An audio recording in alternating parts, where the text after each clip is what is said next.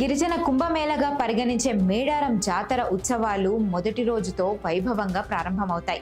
భక్తుల కోలాహలం, శివశక్తుల పూనకాలు, డప్పు దరువుల మధ్య మేడారం పులకించిపోతుందనే చెప్పాలి.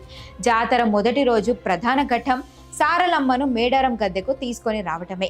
సమ్మక్క కుమార్తె అయిన సారలమ్మ ప్రతిరూపమైన పసుపు కుంకుమ భరిణి రూపంలో సాయంత్రం వేళలో కన్నెపల్లి గ్రామం నుంచి మేడారానికి తరలిస్తారు.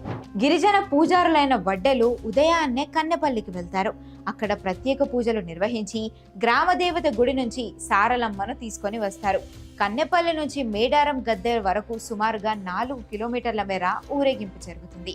అదే రోజు సమ్మక్క భర్త అయిన పగడిత రాజును పూనగండ్ల నుంచి, సోదరుడు గోవిందరాజును కొండాయి గ్రామం నుంచి ఊరేగింపుగా మేడారం గద్దెపైకి చేరుస్తారు. భక్తులు జాతర ప్రారంభానికి సూచనగా జంపన్న వాగుల్లో స్నానాలు ఆచరించి తమ పాపాలను కడుక్కుంటారు.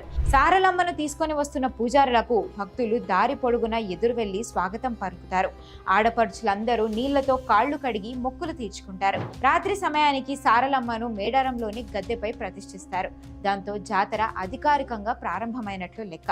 సారమ్మ గద్దెకు చేరుకున్న తర్వాత భక్తులు తమ మొక్కులను సమర్పించుకోవడం మొదలు పెడతారు.